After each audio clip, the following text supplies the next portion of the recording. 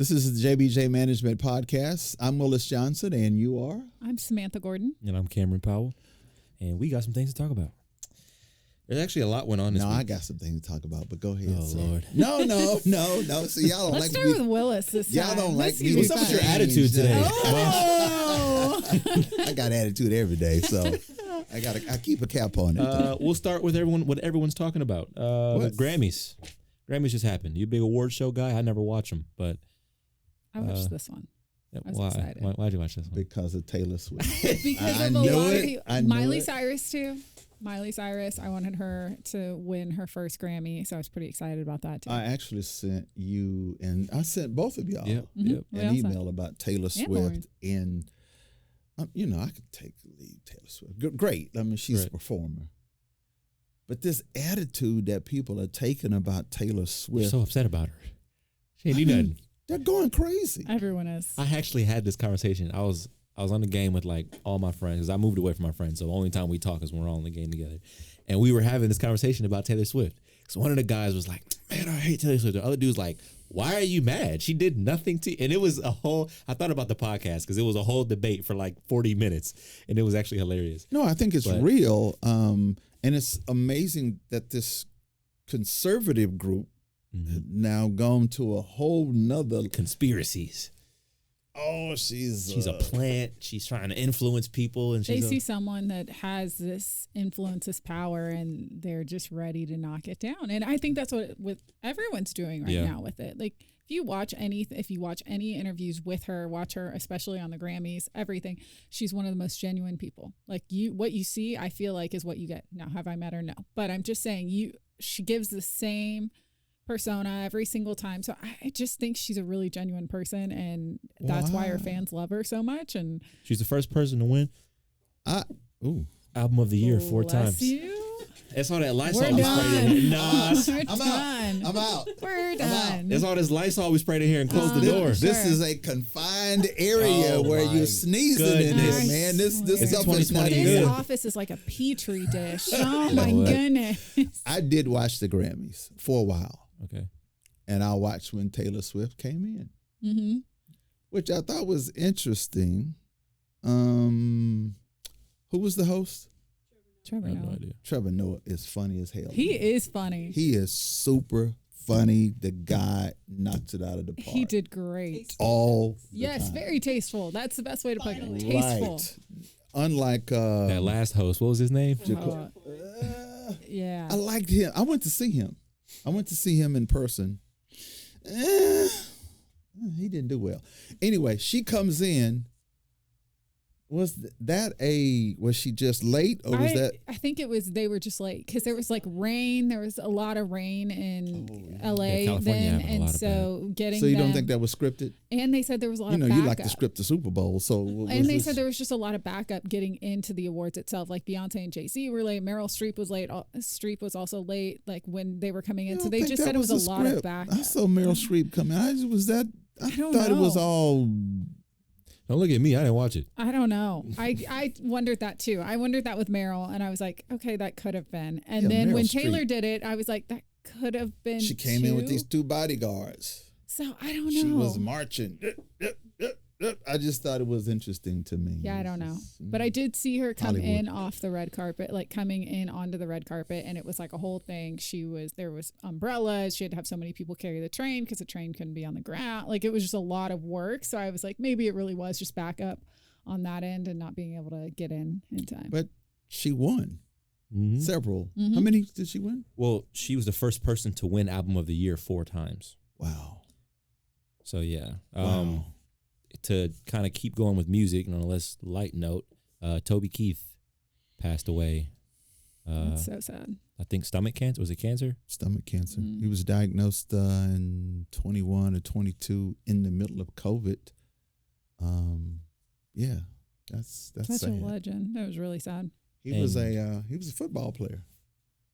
I don't think people knew that. He was a defensive end for some school in Oklahoma. Not Oklahoma. But he is clearly his greater talent was Singing. And he said, "Can I make money writing songs and singing? Can I actually do that? Mm-hmm. Well, turns out you can. Apparently, pretty good, especially sir. for Toby Keith. Right, pretty good. Another person who just got diagnosed with cancer is King Charles. And he went in for, remember, now we talked about this one day about prostate and getting checked, and we went deep. Well, and on that same note, on this one, I'm not even going to feed into quiet. that. But on the same note, I've been seeing a lot lately. Walk right into this. I think the leading cancer for people under 40 is colon cancer. Like a lot of young people are dying from colon cancer. Is it meat, or is it all the processed food in general? Could be. All the stuff that we get in plastic. You know, we eat Lunchables since like 3 years old. Oh, I'm so scared. Well, it's interesting you say that. I have that's a great point, because BJ is my oldest son. He's 41, and I noticed when he was playing football in high school, their team was the size, they were bigger than people now. No, they were bigger than when I played years ago. Getting bigger. And our offensive tackle would be 180. Oh, wow. Yeah, no, that's 180. My cousin played O-line and D-line in high school, and he was 6'4", 350. Oh, my gosh. So to that point, I attribute it to McDonald's, Burger King, processed stuff. Whataburger, who We're in I Texas. love. Whataburger's the best burger. Whataburger's the best burger. No way. But I do think maybe it's the processed food. Here? Now, if you guys know, I'm about to gross you out. I'm giving you warning. You can't gross me out, really. I'm capable. I can get grossed out. Challenge accepted. Oh, no, not here. That's a conversation for a different time. Not while I'm in the room. So I will throw up. Yeah, that may be a boy conversation. Right. But John Wayne, who was supposed to have been, the man's man, when he died, the autopsy, 75 pounds of feces. Oh my gosh. Because he ate a T-bone every day. Yeah, that's insane. They say at any given moment, he died from cancer. You can have up to 20 pounds of waste in your colon at any given moment, like the average person. He had 75. Yeah, that's insane. 75 pounds. Am I paling right now? I feel very Are you grossing out? A little bit. All right, I'll keep it moving. Boss, I look pale. Does this light make me look pale? You're from a different generation. I'm not calling you a leather helmet. But you're from a different generation. You do this every week. No, I don't. Every week. It's always about my age. Nope. I'm asking proud you for of wisdom. My age, so I'm not changing. I'm not getting any younger. I'm healthy. I'm in good shape. But every week we get a chance to talk about how old I am. Keep living, young man. Go ahead. All I'm saying, I'm looking to you when for you wisdom. Get this age, you'll say, you remember, man, I used to call him leather helmet. Oh, I got one now. But go ahead. Now, I'll get there. Here we go. Hey, young people die by colon cancer. I hope I make it there. But Apple Vision Pro. So technology. Okay. We're talking on your face. You ever watch the movie Ready Player One? Why would I do that? I don't know. He's mansplaining this. I'm just trying to figure out how to explain it. I don't even know where I was going to go with that. But I know where you're going with it. But what do you want to do with it? Do you think that there's going to be a time where you just see people walking around all the time with that on their face? Because there's kind of some viral clips now since it just came out and it's big. People walking just through New York City. I saw a video of someone driving their Tesla with it on. And I'm told they need to take that thing off. So, no, I don't. Not in my lifetime. In the leather cap group, no, we'll be gone. It won't happen in my lifetime. First of all, I don't like all that crap on me. And most people don't. Do you heard it's heavy too? Oh, I will never. But look at Samantha. I will never put that thing on and walk She's around. all made up. She's not gonna put that thing on. Right. And this is the same woman that told us, I always look good. That's the same woman that told us. And I don't have one of those. And she's also the one that said she'd never unplugs. So that she'd be most likely to use it. I do and I don't unplug. I unplug when you sleep. That's what you said. When I sleep. She's not wearing that. No, so to answer your question, I don't think that. Nobody wants to do that. There's a difference between that and having a cell phone in my hand. Like there's a huge difference. There is. All right. So question. You left your cell phone at home. Thank God. Did you? Would you go back? She'd go back. No, it depends on what we're talking. You got your watch. It only connects to the phone though. That's what I'm saying. So if you got your watch, But if you left your watch and your phone at home, would you turn around and go back? No.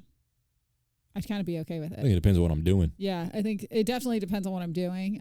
But if I'm at work, I mean, that's hard because people contact me on my cell phone for work. So that is kind of hard. I maybe would, but at the same time, I'm okay when I leave my phone sometimes. I'm like, oh, thank goodness. It just makes me take a break. Once you are in a committed relationship, you know, we're always working on you with that. Yeah, well, I'm not in one, so I'll leave it. I'll leave it. We're good. No one's calling me. I don't think you can be that unaccountable in a committed relationship. Just go missing. 8 hours? You're not answering your phone? Where you been? Exactly. Well, I've been at work. I've been at doing work. What? No. No. Just remember that I told you that. Okay, so I'm going to leave my phone starting now because I'm not in a relationship. I can leave it as much as I want. But after that, then I got to have it. All right. We'll see. FIFA's coming to Dallas. Happy about it. They are going to be at AT&T Stadium for, I believe, is it 6 or 9 games? No, they're going to be at Dallas Stadium. Oh, yeah. I'm sorry. Dallas Stadium, a.k.a. Jerry World. Which Arlington is not happy about that. They aren't? They are not happy about the fact the mayor was okay with it. The mayor made a statement about it. I seen that. Did you see that? Yeah, he kind of said, Dallas is the biggest city here. It makes sense. I got it. I got it. That's really what he was saying. Well, I think the citizens of Arlington, again, are feeling, okay, here we go. We're the little sister. We're the third cousin. We're not even related. But because it's the Dallas Cowboys. It is AT&T Stadium. But Arlington is such the attachment. And I think if you look at a lot of cities, I tell people, if you're in Arlington or if you live in Grand Prairie and you're in New York and they ask you, where are you from? What are you going to say? Dallas. Which is funny because both sides of that argument, some people get really upset about that. You're not from Dallas. You're from Grand Prairie. It's like, I'm just telling somebody where I'm from. I'm from Dallas. Right. I mean, people get really but yet the Dallas-Fort Worth area is the fastest growing area in America right now. People are moving here. I was in a conversation with some people at UT Southwestern the other day, and they said that they're the number one hospital, by the way. And this is something that's interesting.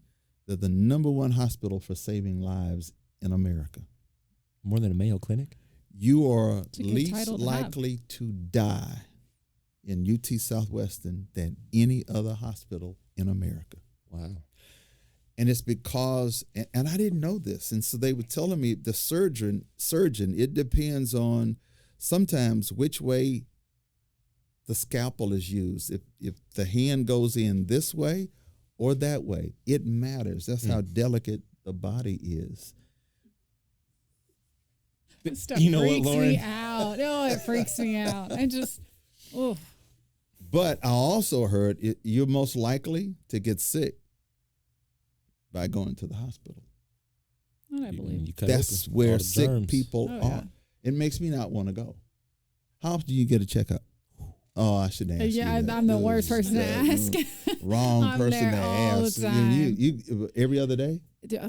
Every other week. I'm in a doctor's office every other week, probably. Oh my God. How about you?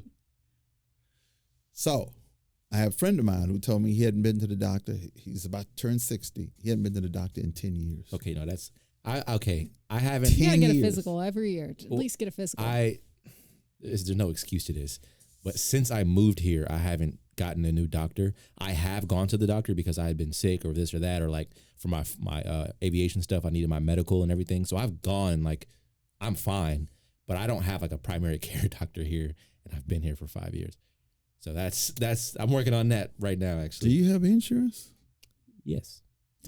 I mean, I know we paid, but I just didn't know if you had it, because some people opt out. They just want all their money. I think I'm still on my mother's. I got about a year left on that. So. Yeah, I know what you do. It was Samantha wore me out about. Oh, no.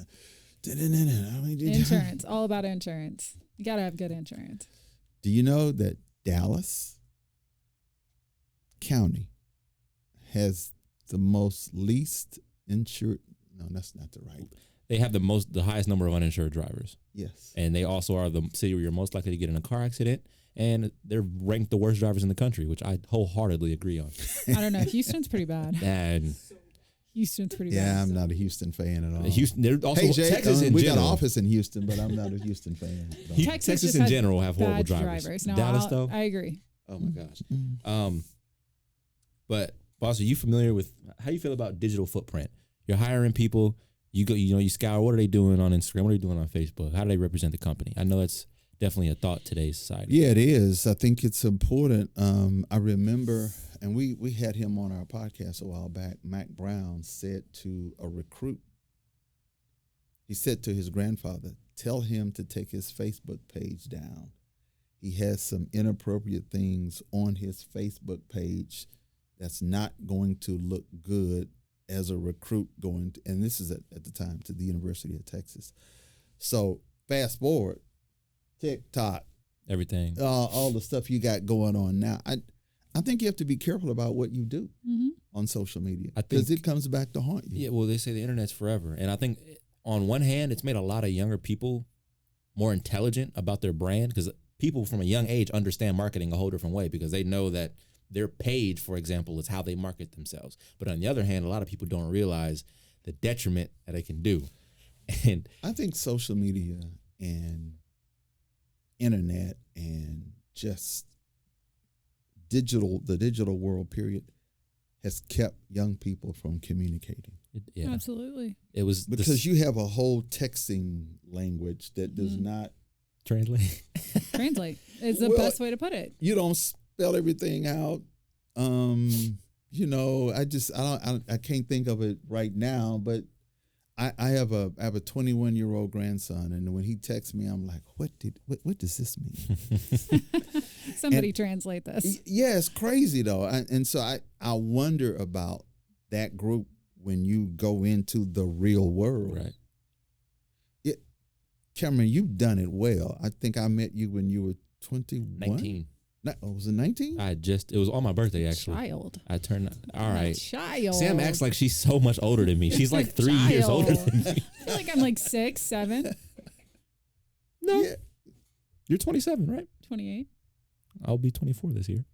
It's 4 years. Really? Okay. Yeah. You been here that long? I have. Every day. No, I'm just kidding. Whatever. Whatever. I say that to say the rapper Drake, this is actually happening today, this morning, is all over the internet trending because he got leaked / exposed inappropriately. I've not seen this. And definitely haven't seen the video, but I haven't seen this on the news at all. His eyes. It's all over the place. Because I'm a Drake fan. So what? Oh, I did not expect it. I didn't know that. Anyway, honestly, he's been famous for 10, 15 years now. I'm honestly surprised it took this long for it to happen because at this rate, he's been famous longer than 15 years. He's been out for a minute. Yeah. It was like 2008 or 9, his first album. What did he do? I missed it. Before. I mean, it's really lower body exposure. That's not a word. Yeah, he what was he doing? He's out there. What was he doing? He put all his junk out there for everybody to see. Intentionally?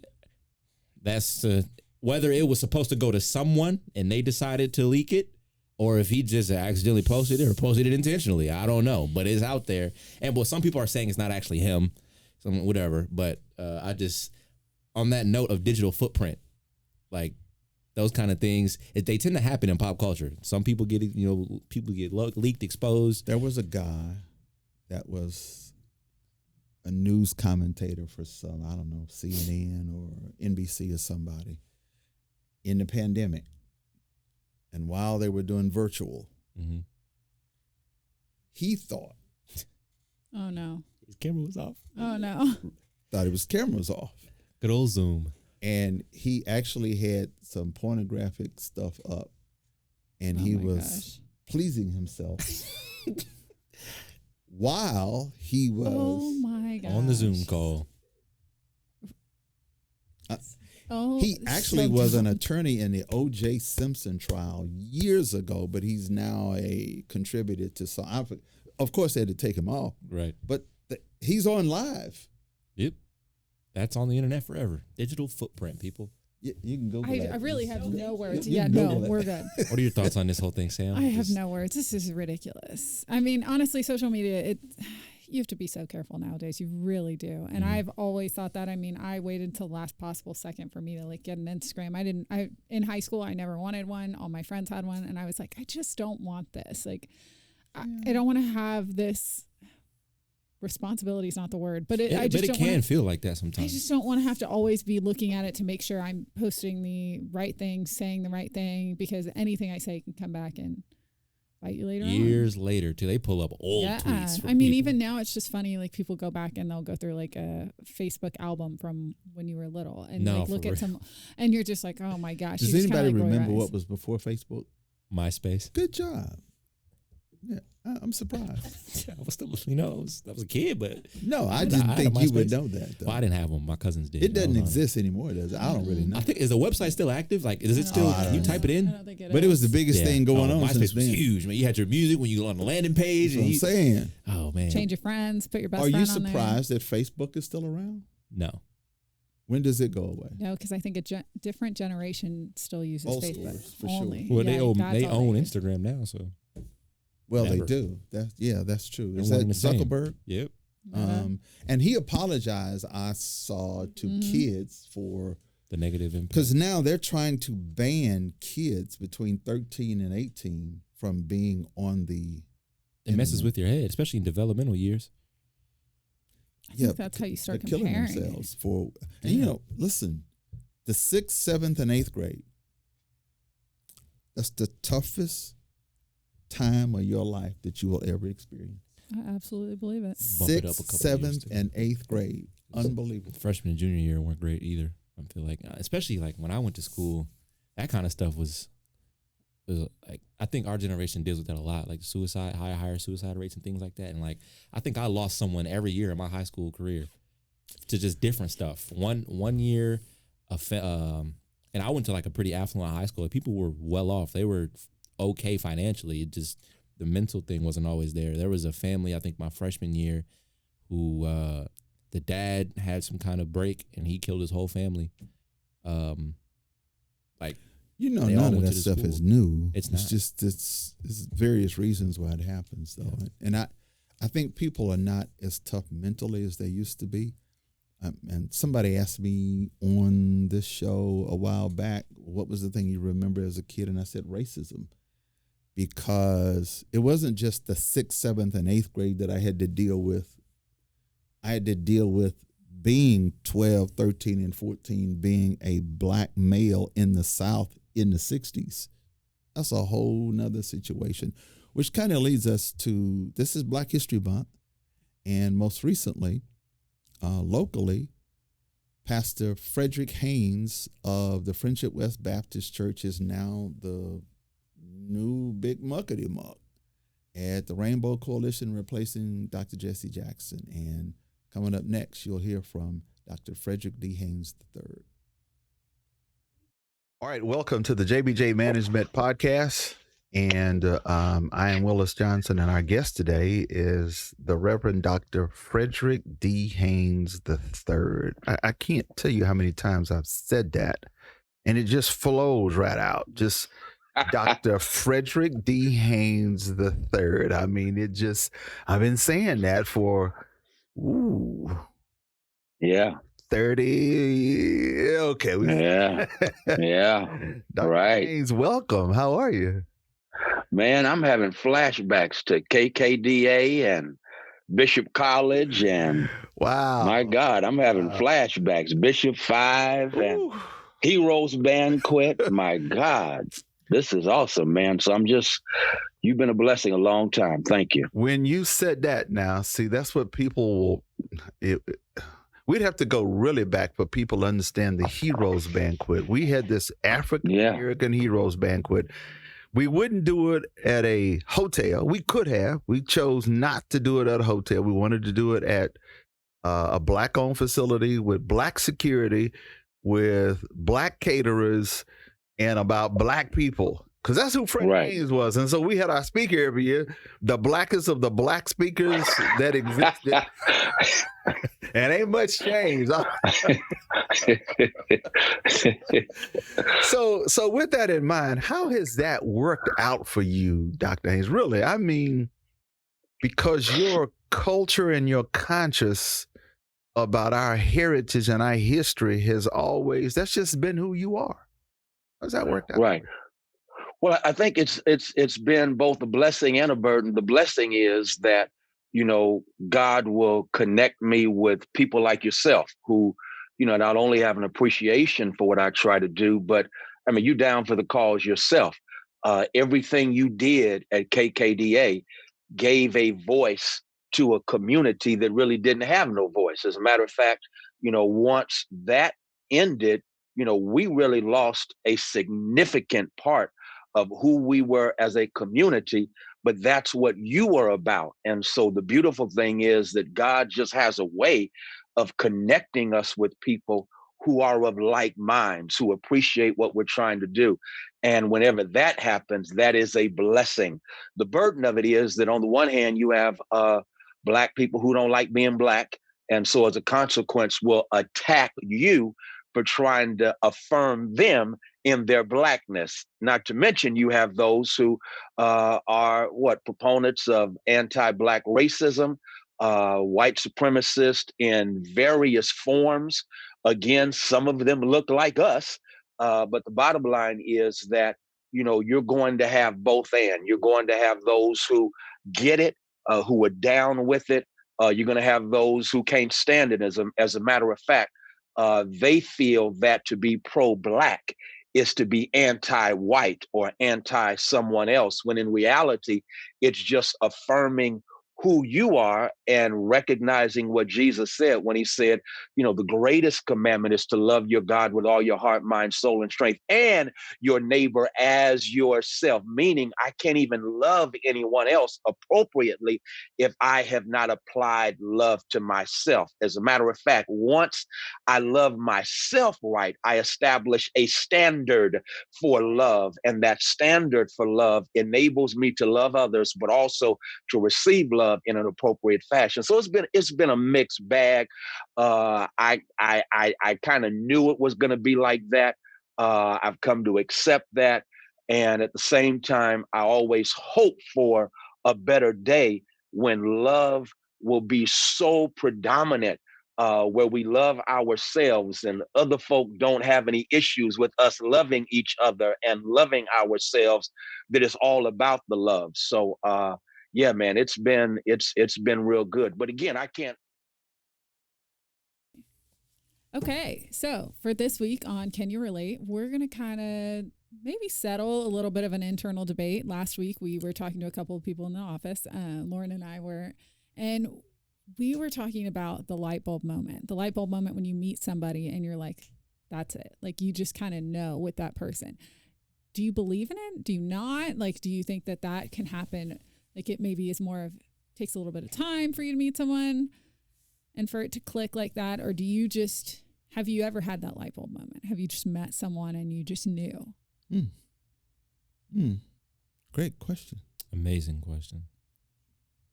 See how men are slow to answer that? They are.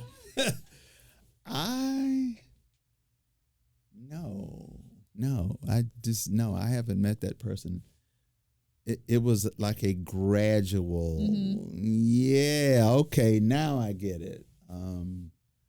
When I first met my wife, I was not in a good place. And so I don't have time for you right now. So who knew 20 years later? But that's what they say. You meet them when you least expect them. And it's like, yeah, that was kind of the same situation with my girlfriend. Like, I was not trying to date nobody. I was like, I'm about to go to college. I'm not. Yeah, here we are 3 years later.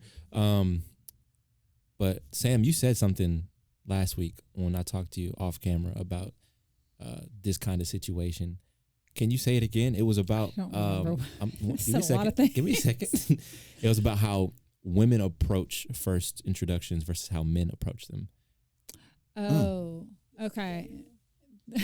And I think it was spot on, but I can't. It's kind of, so I read something and it was saying how women go on a first date and they start off and they're at 100. Like I I met this guy. I'm going on a first date with him. He's it. And we start making up scenarios in our head. We start thinking, oh, I could picture my life with him. I could see this. I could see that.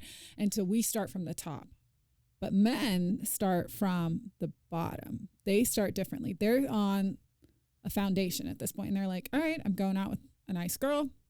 We'll see how it goes. And from there, when they get on the date, they're like, okay, she says this. She talks about her goals. She has this. Okay, we're adding a couple points at a time. Women are sitting there saying, oh, he didn't say this. He didn't compliment me. So we're deducting points. So we're going down from 100 and men are going up from 100. We're not that smart.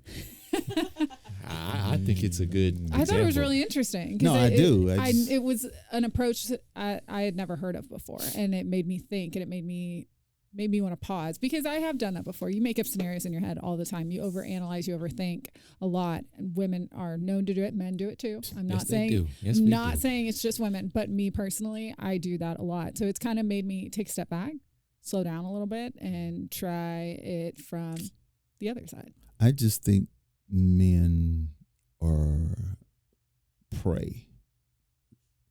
One, they need to pray, P-R-A-Y. Yes, they do. And then men are P-R-E-Y. Because I think that if a woman has determined that's who I'm interested in, he's not ready for the steps that she is so far ahead of him. And he's just walking into the, and I don't want to use the word trap, but he's walking into. That's not the best word to use. So, Lauren, did Al know? Yeah, he knew pretty early on, though. But see, I'm just saying, men just kind of give in. Oh, she's interested in me. We're so used to rejection. That part. Right. I feel like girls are used to rejection. No, and we too. talked about this last week. I feel like we are. When it's gotten to the point now where we talked about this last week, where like women are now having to approach men because the whole society's kind of shifted or whatever, and men are stopping to do that because they've been rejected so much. And women are starting to experience rejection. They hate it. Because men we're expected to do everything first in our whole life. We're supposed to walk up to you first, say hi to you first, text you first, ask you how you're doing, open the door, do everything first. Hold that thought. Right. I'm interested. So, do you expect the man to open the door for you? Yes. That's like Southern values, though, like being raised with manners and like, which I hope everyone's raised with manners, not just a Southern thing. But that was just more so like. There's certain things a man should do for his woman. Well, that's interesting because I taught my daughters that, and my granddaughter. My granddaughter's now 25, and I started her with that probably when she was 14. She now gets it. But when she was 14, I don't need you to open it. So I can do it myself. Exactly. I can open a door myself, but it's nice that somebody is Orange opening it. Yeah. I do think that, especially like in friendship, because I've seen it in friendships and in relationships, where it's like, dang, I get this, like I click with this person. Like we just work naturally. Because some relationships take more effort than others. And so. The light bulb moment for me, I thought, was Halle Berry. But clearly that was not the case. I mean, this is before she was Halle Berry. I'm talking to her in New York. I don't remember what movie she was in, but she had not done all this stuff. Was she Catwoman? Oh, well before That was a great movie. She talked to me for 45 minutes. I mean, just a cat. I'm saying, man, that's a pretty. I mean, I knew who she was, and Kim's sitting over there smiling. He's 8 or 9 months later, I'm in LA for the Soul Train. I was still doing television at the time. I'm there for the Soul Train Award. She's coming down the red carpet. And she's doing interviews. And so we got our camera crew. And then she sees me and she says, Dallas, hey. She light bulb. Me. Light bulb. Hey, but that's a sign of how good it feels to be appreciated. No question. And I haven't heard from her since. Well, hey. And she never called me that night. So with that, quickly, who wins the Super Bowl? Chiefs. Probably the Chiefs. They're the underdog. So I'm saying that because I'm a Chiefs fan and I want them to win. I'm supporting them. I'll be in my Chiefs gear on Sunday. I'll be either really happy or really sad Monday morning. But I'm probably not even going to watch the Super Bowl. I really don't care who wins. I think the Chiefs do win. And somebody said here, this would be the first time in 19 years it's been back-to-back Super Bowls. I mean, I'm pulling for the 49ers. Purdy. No, not Purdy. Like the coach. Yeah, I was Like going to say, coach. you know the coach, don't you? Yes, UT guy. I'm pulling for him. And knew him not as a kid, but as a 19 to 20-year-old. I just like to see him win the Super Bowl. But it's something about Patrick Mahomes. The game is on the line. Put your money on Mahomes. We'll find out. Mahomes is, by the way, from White House, Texas. Not Mahomes. It's Mahomes. Patrick Mahomes from White House, Texas.